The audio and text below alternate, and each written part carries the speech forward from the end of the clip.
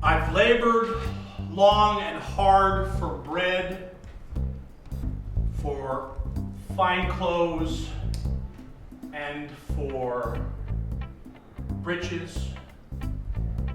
But on my toes too long you've tread, you fine-haired sons of bitches. He said he's the one who swore, not me. So Black Bart, he finally got caught, he went to prison, and then Wells Fargo paid him a large amount of money to never rob them again. Honest. And Wells Fargo put it on its website. Black Bart was part of their mythology for a very, very long time, until Victor Herrera came along.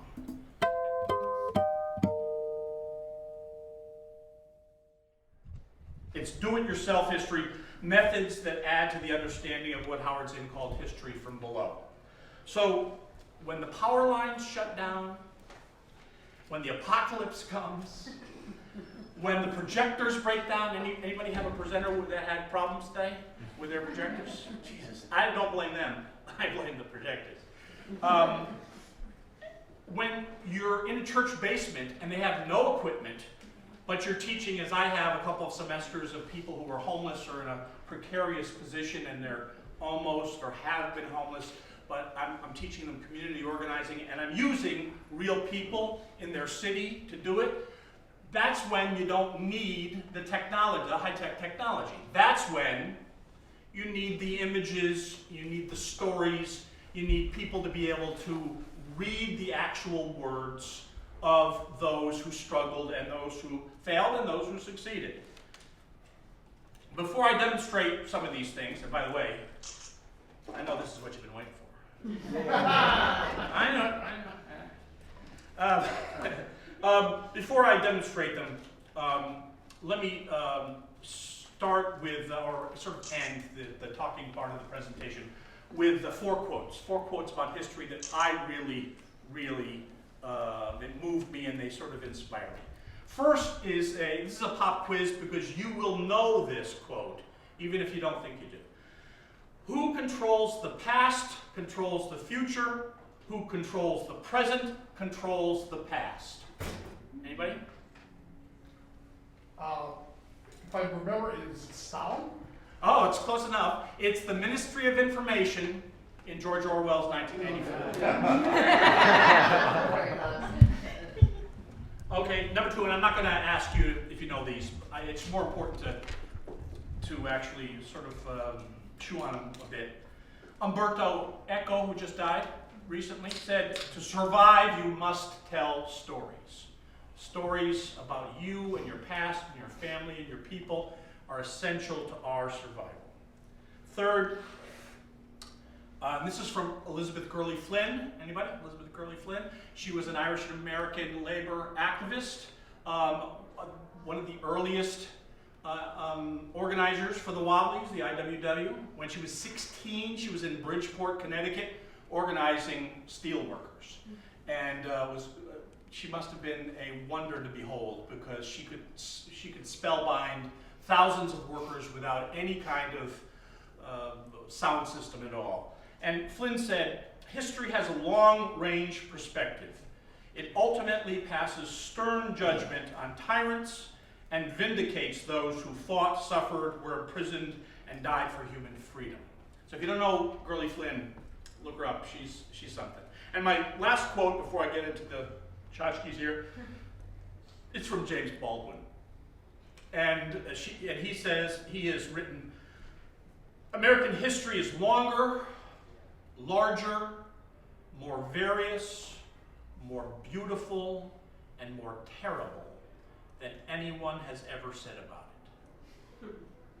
I mean, to me, that's history, right? History is not just some linear, vending machine, let's hear about World War I, and you get a little package of World War I.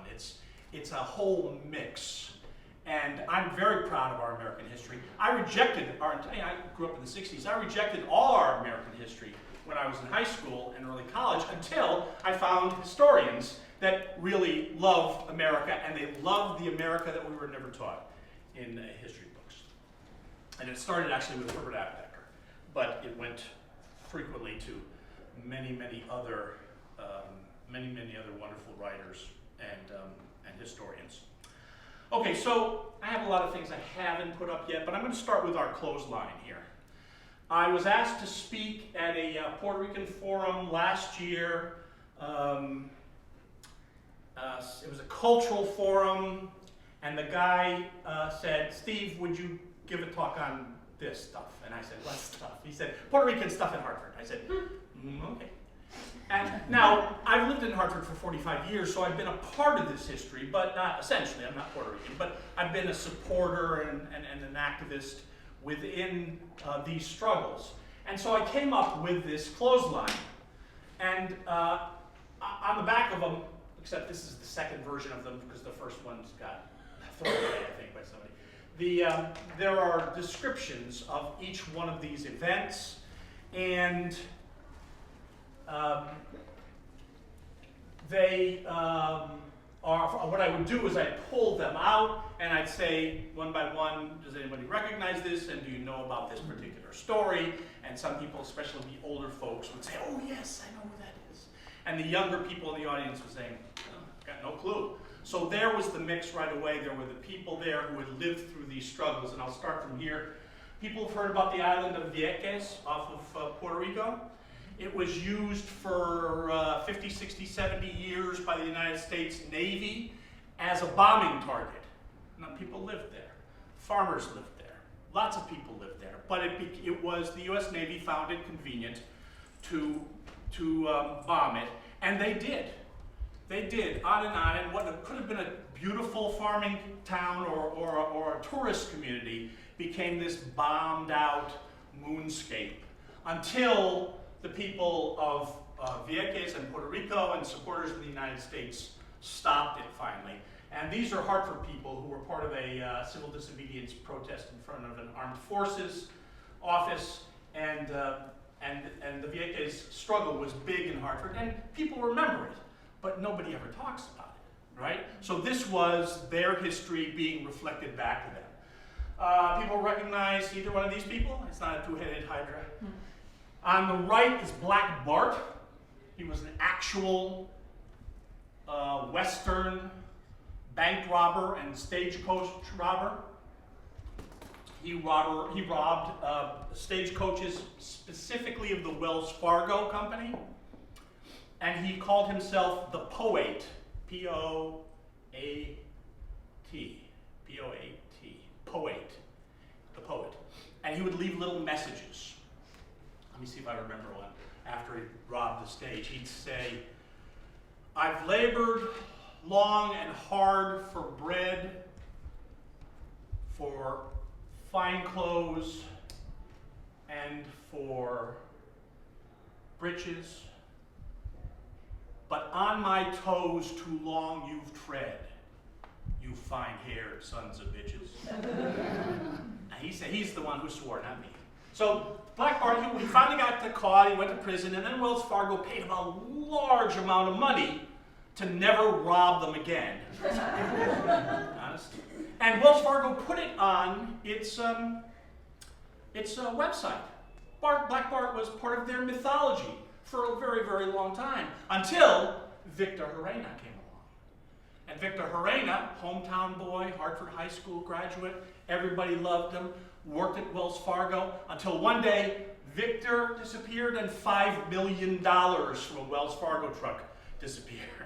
And it disappeared because this Puerto Rican revolutionary nationalist group had stolen it with Victor's help. Victor is still a fugitive. Some people know where he is, not me. I know his mom. His mom's a great, great woman. But he is not a folk hero. There's a $1 million bounty on his head, and if the government can catch him, they will. Now, I don't want to get into the politics necessarily of the revolutionary Puerto Rican nationalism. That's a long story. But these are two sides of the same coin, and by putting their faces together, you're forced to actually think about both the folk hero story and the terrorist criminal story. I think, oh no, I didn't. Okay, This was a SNCC type group, Southern Nonviolent Coordinating Committee, Student Nonviolent Coordinating Committee. It was called NECAP, New England Community Action Project, and they did on a smaller scale what SNCC was doing in the 1960s. They would target a black and Puerto Rican, they would target businesses and say, how come you have no black or Puerto Rican employees in your entire workforce? And let's sit down and see what we can do about this. And when the companies ignored them or pushed them away, they would come back, and just like the lunch counter sit-ins, they would engage in civil disobedience until the employers were shamed into addressing the concerns.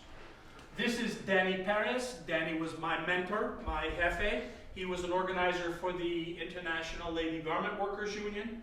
In Connecticut, there were very few garment worker shops left, but he organized in Puerto Rican shops where health and safety and poverty was an issue. And then he would say, if you want to know who my members are, look on their arms.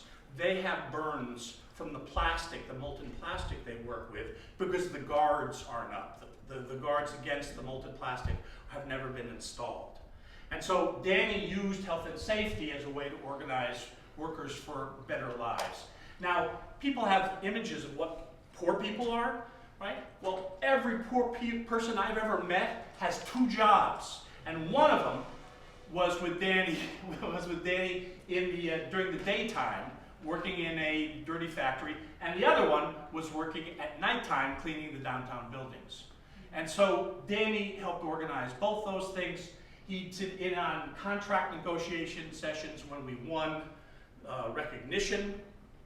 I worked for the ILGW too for a while.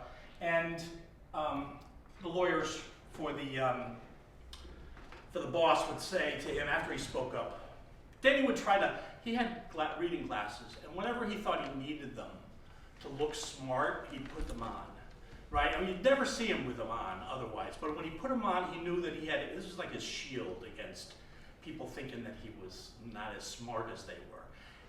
Danny was brilliant. So a lawyer one time says, true story, well, what law school did you go to? And Danny said, I didn't go to law school, but I went to one heck of a junior high school. And we won. Puerto Rican Socialist Party, very much the activist group on the East Coast in the late 70s and early 80s. This was about the National Guard taking over universities in Puerto Rico back in maybe 20, 30 years ago. This is a group called Manolo el Leñero. Manny the Woodcutter, or Manny the Machete. Yeah, well, no, he wasn't, these weren't macheteros. But this was a housing organization group, and they used the image of the cane cutter from Puerto Rico, the sugar cane cutter from Puerto Rico, as their symbol. A working person, a guy who had a weapon, and their weapon was rent strikes and other things like that. And who was sort of he was like, if we had one called Paul Bunyan or Johnny Appleseed, right? That's who they related to.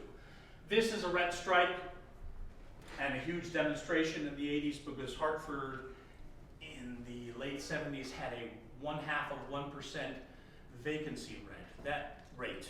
That meant there was no place anybody could move in the city. And so people just kept piling up into the same lousy apartments. And at the same time, big old buildings were being developed in downtown Hartford. You've probably heard similar stories in similar cities. And so they took this opportunity to organize.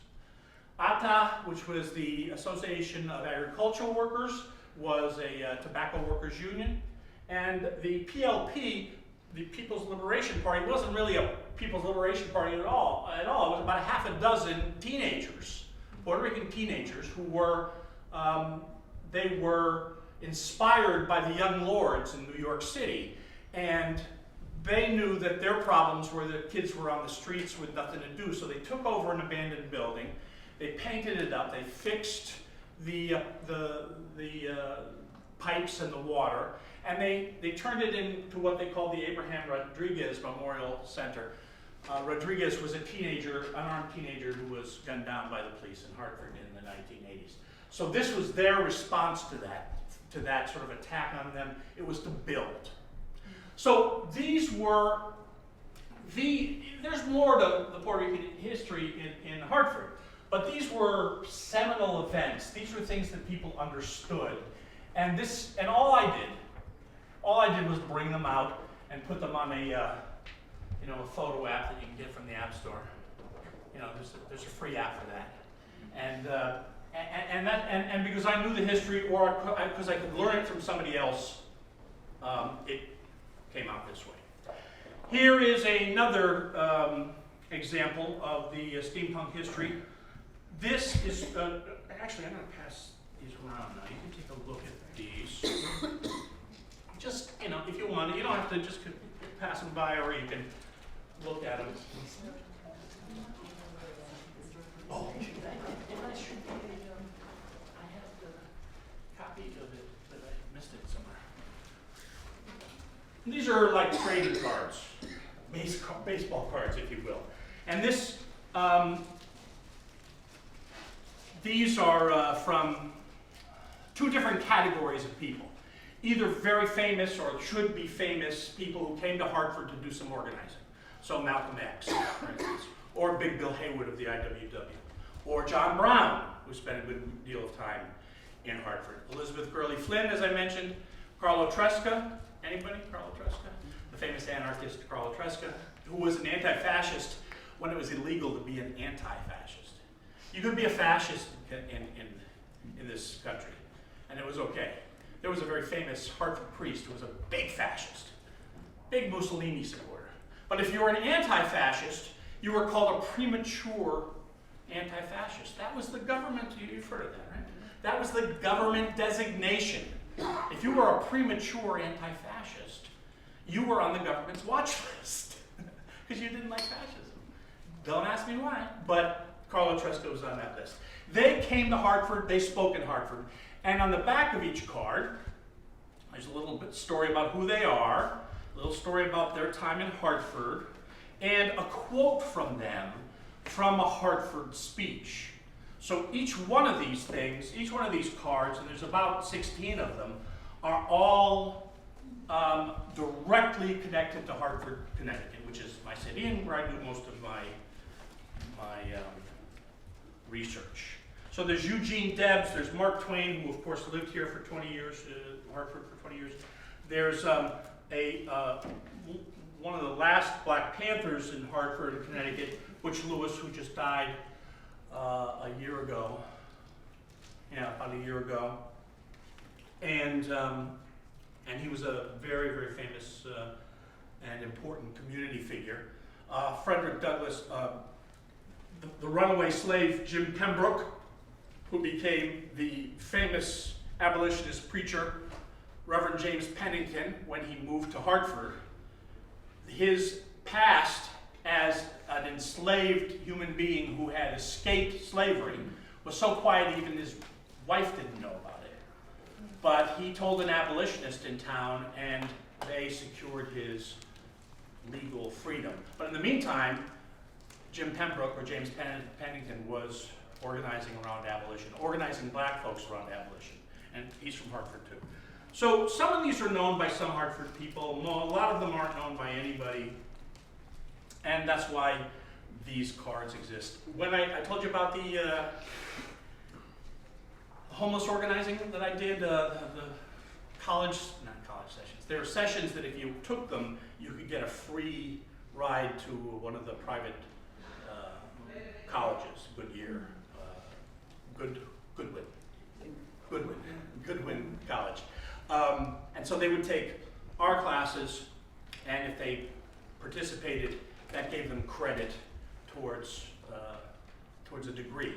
And so I used these cards, and I asked them to adopt one of these people as their spirit animal, for lack of a better term, right? Somebody who would be their mentor, their person they could learn from. And some of the folks actually then went to the library and looked up these people and they said, oh, did you know about this? And I was like, yes, wonderful. And so they used that, and they also use these buttons. And the buttons are basically the same thing. By the way, you can take one of these cards, you can take one of these buttons. If you'd like, that's exactly what they're for. I'm going to show you very briefly, before I get to the ViewMasters, which is the most important part. I'm going to show you in 1912, in Lawrence, Massachusetts, an extraordinary event took place that too many people don't know about. From January to March 1912, anybody know what it was? The what? Yeah, the Bread and Roses textile strike. It wasn't called Bread and Roses then, but it's since become known as the Bread and Roses strike. The workers themselves called it the strike for 3 loaves of bread, because all the employers cut their wages all at once, and 25,000 workers who had just enough to eat now had 3 loaves of bread less to feed their families. And they went on strike, and the IWW led that strike.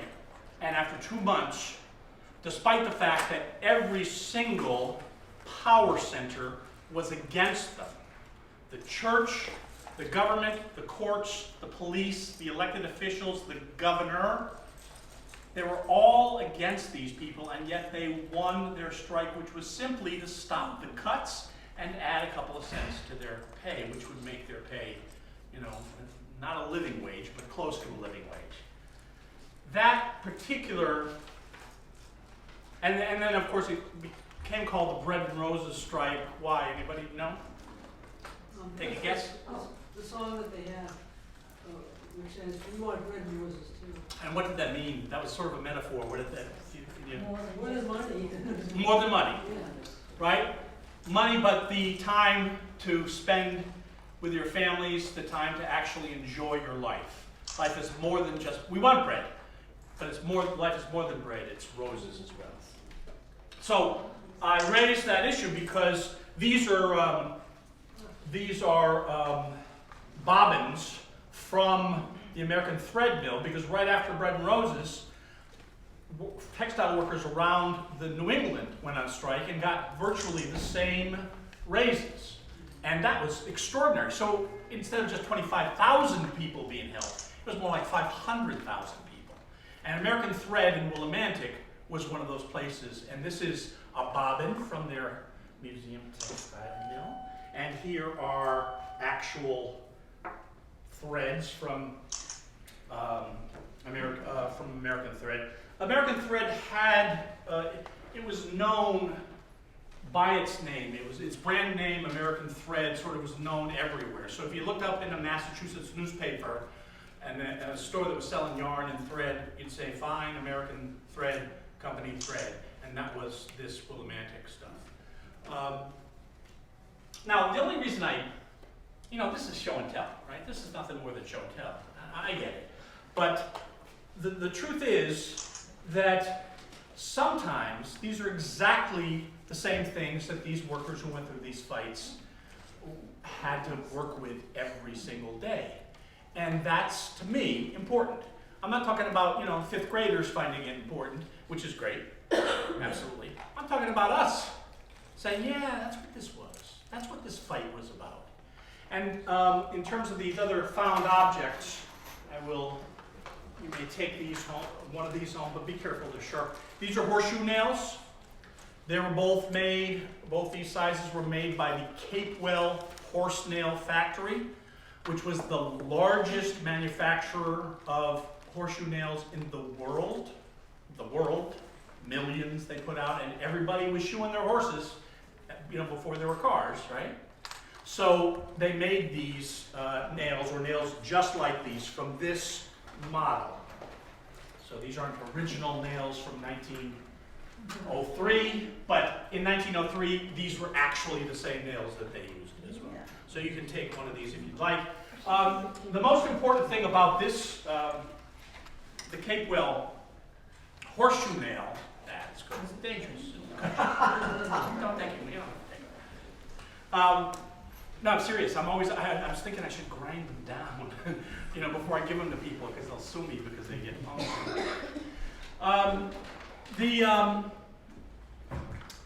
the Capewell Horseshoe Nail Company, like I said, was the largest in the world, and it's, depending on the demand, there were anywhere from 100 to 1,000 workers working in this very large factory, which someday will become condos, but right now it's just a boarded up building. It burnt down in 1903, this factory. And there were two groups of workers. There were men who worked at the machines to make the nails, and there were young women, mostly teenagers, young women who would sort and pack the nails. They'd take out the bad ones, they'd keep the good ones, they'd count them, they'd put them in boxes, and that's what they did. And they were called the Sorting and Packing Union. Right? And the Sorting and Packing Union, after the place burned down, the boss came to the young women at the Sorting and Packing Union and said, I want you to find all the good nails you can find in the rubble. And they said, what are you talking about? It's like, it's dirty, it's dangerous, it's hot, it's, you know, it's filthy, and he said, yeah, and I'm not going to pay you the same amount, I'm going to cut your pay, because you're not really sorting and packing the nails, you're just kind of finding them in the rubble. And they went, how does this work? And instead they went on strike. They said, no, we're not going to take a cut and pay for a more dangerous job. And the very first women's union local and the very first women's strike took place at this Capewell Horseshoe Nail Company. And that becomes important because while in the early 20th century, white skilled males were the only ones in unions practically, women were left out, immigrants left out, African Americans left out, young people who worked all the time were left out, itinerant workers who had to move from job to job depending on you know, whether it was a depression or a recession. All these people were left out of the labor movement. And there's something else that also identified them as one group too. Do you know what that was? None of them could vote. None of them could vote. Immigrants couldn't vote. African Americans, for all intents and purposes, couldn't vote. Itinerant workers who didn't have a stable address couldn't vote. Young people couldn't vote. Remember in the 60s, we wanted to end the Vietnam War, but what did they do? They gave us the vote. 18 years old and vote.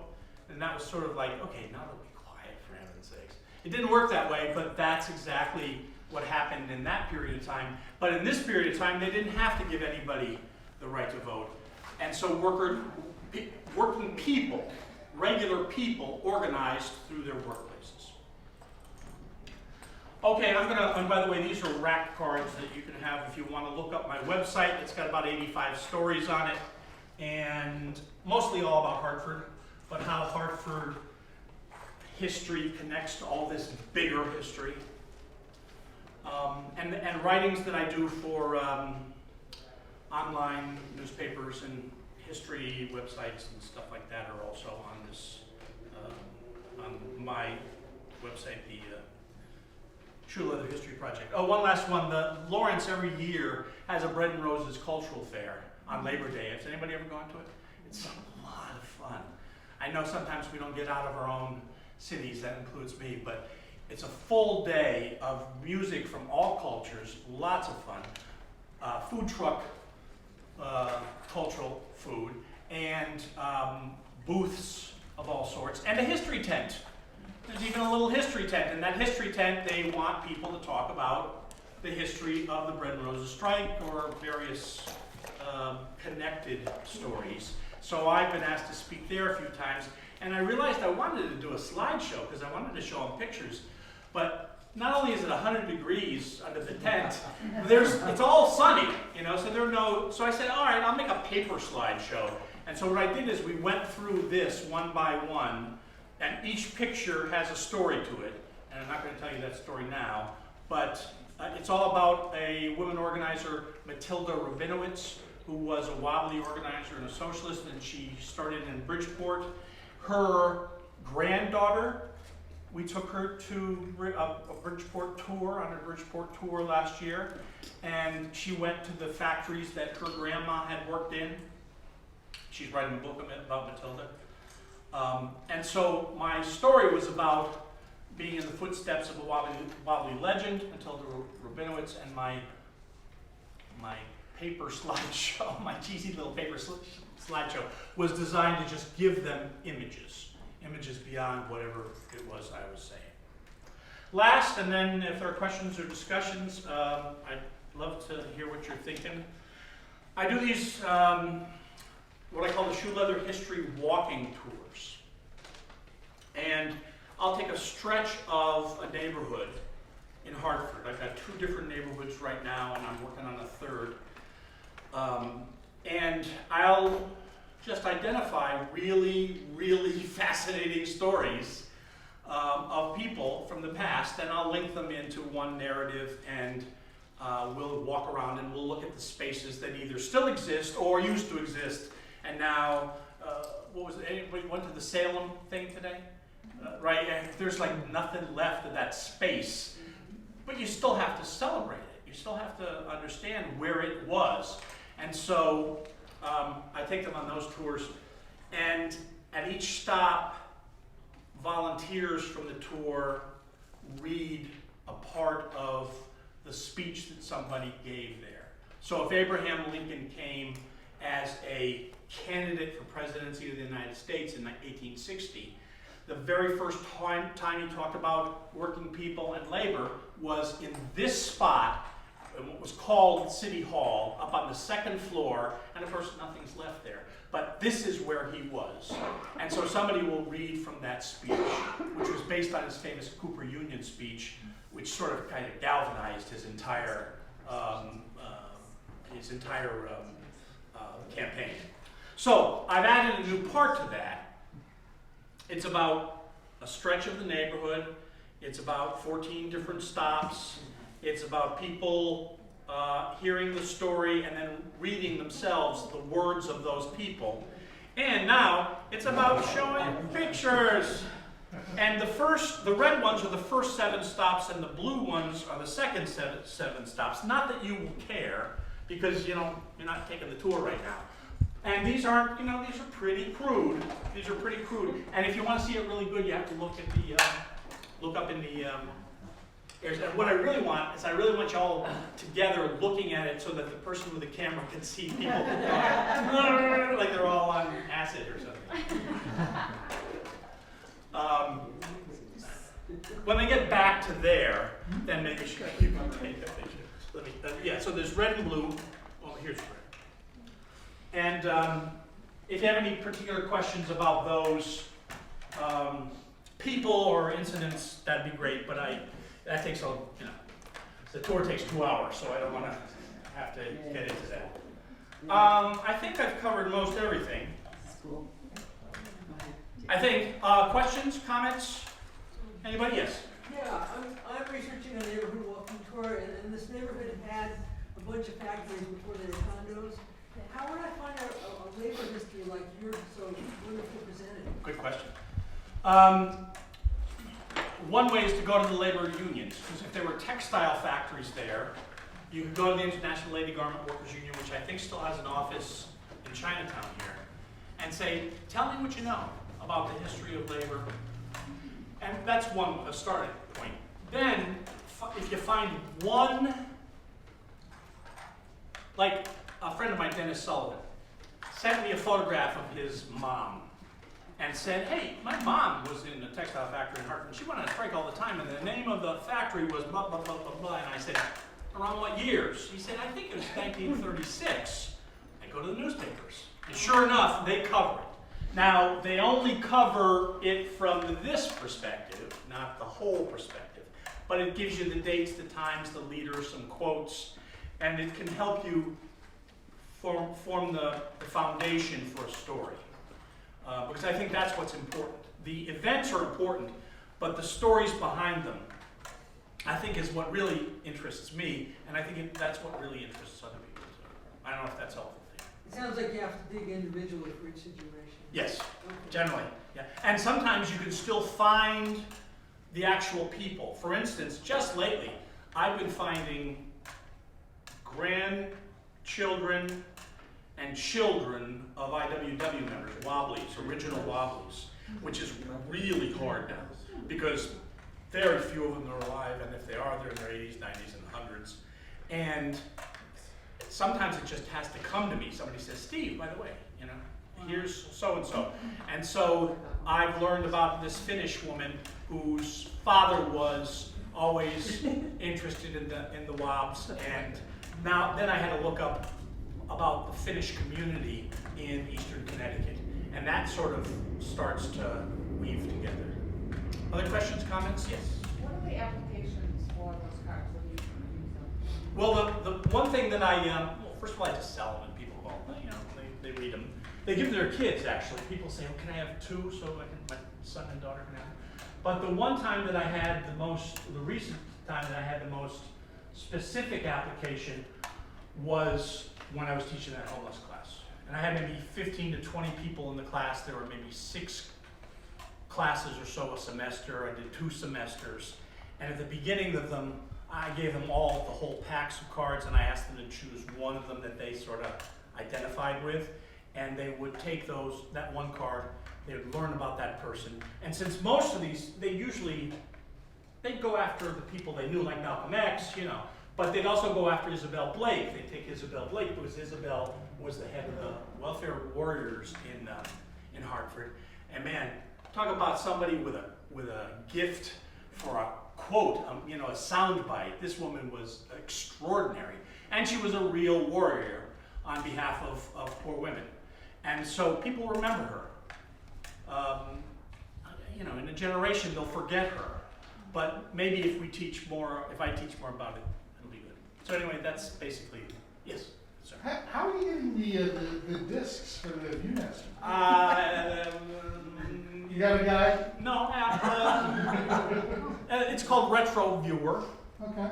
And they'll do anything, you know, they'll put it on there for you. These aren't stereo optic photos, but you can do that too. And basically that's it. I had a feeling that if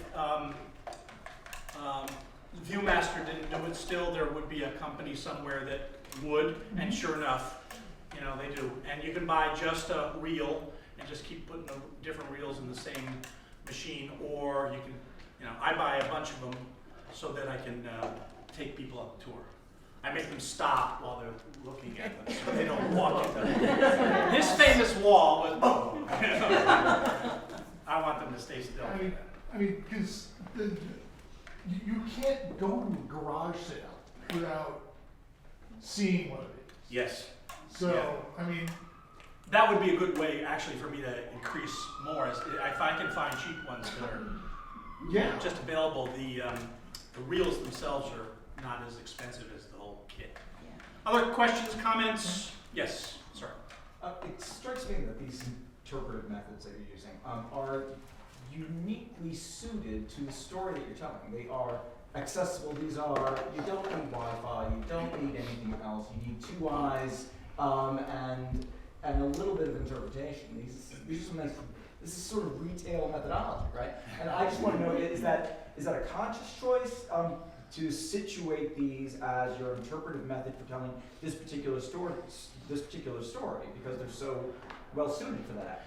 It's become a conscious choice. I started out thinking, I'll have everybody get their iPhones and a little QR code, and they can go click and do their own tours. And that's not a bad idea. I might still do that. But that leaves out everybody who doesn't have an iPhone or doesn't know how to use it, or knows how to use it but doesn't know what a QR code is, et cetera, et cetera. So I like the idea. I mean, the lights do go out. Right, Kate? We were at World Fellowship Center in New Hampshire, and the lights went out in the whole town. And I was supposed to do a slideshow. Now, you know, when that happens, you've got to improvise. And frankly, the physical use of stuff is, I find, more rewarding. Although I do a lot of slideshows. I just did one on Emily Pankhurst. Did anybody see the movie Suffragette? Back in October, November. It's a great, great movie. And she spoke in Hartford and gave her most famous speech. It was called Freedom or Death, Suffrage for All. And it was in Hartford that she gave it. And so the old State House in Hartford asked me to come in and talk about it. And I couldn't talk about it without talking about the rest of Hartford suffrage and who felt what, which way, and who supported and who didn't. But I used slides because, you know, the audience, and it actually lent itself towards a lot of nice pictures. But I like the DIY sense of it too. And I guess I'm a frustrated grade school teacher. It's really what it is if you want to know the truth. Other comments or questions or anything? Yes. I did look at your website and I like how you like kind of, I think you use it in your description, like lay things out in kind of like a shoestring and put it in like smaller context or snippets. I call it snippets of information because I don't know, sometimes especially depending on, I'm guessing your audience might be for younger people, they don't always have the patience to sit and read a big, you know, excerpt on a person. Let alone a book, right? Right. Yeah, I think you're right. I think that's maybe my problem too. I don't understand this stuff if I can't put it into a story. Mm-hmm. If I don't have a story that's, you know, that sort of works in terms of this is how I can imagine the people who preceded me, because I do feel like I'm part of that stream, and anybody who's an activist is a part of that stream of history, which I didn't reject after I learned about it. And hearing those stories sort of has always inspired me, yes. Is there a Hartford Historical Society? Yes, and there's the old State House, which acts as the Historical Society, and wonderful. They also sponsor the History Day, all the History Day Do you stuff. work with them at all? Yes. They've started asking me to go to. Yeah, I mean, I ask because one of my particular obsessions at the moment is mainstreaming all history. And how do you mean that? Not pulling out workers' history to be workers' history, but tying it back into everybody's history. Yeah. One of the things I love to shock people with is the fact that Lincoln developed his theories about labor by talking to Marx. And it gets written out of the mainstream history, both from Marx, you know. Yeah. But so I'm curious about, this is important stuff, right? And when you are no longer here, where will it be? In this room. What does she mean by that? You're good, in this room. Okay. Yes, that it's, how does it get maintained, right? And if you're, if you look at Barnes & Noble, you'll still find 2 or 3 different Zinn books. Yeah. Still now. How long they'll be there, I don't know. But this is a peculiarly local, I don't mean peculiar, this is an especially local and relevant to this community assemblage. Yeah. This data. Yeah, I think the Hartford book is important to me because I think there's a whole, Hartford's history. To other Hartford people. Yes, and because for the other Hartford people, it's all, Hartford is Samuel Colt, Morgan Buckley, Horace Bushnell, J.P. Morgan. That's it. 4 white guys who I couldn't care less about. And in fact, I take their name in vain all the time because there's a whole other history right around it. Right, so I guess what I'm interested in those stories getting told alongside these. Yes. Yeah, good, yeah. So I'd like to do more of that. I'd like to do more of that.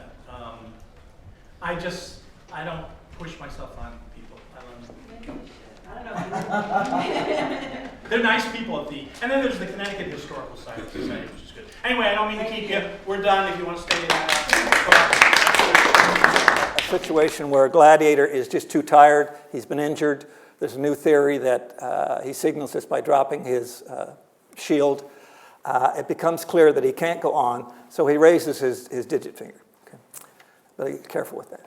The same signal that the Greeks used in their Olympics in ancient times for mercy and submission.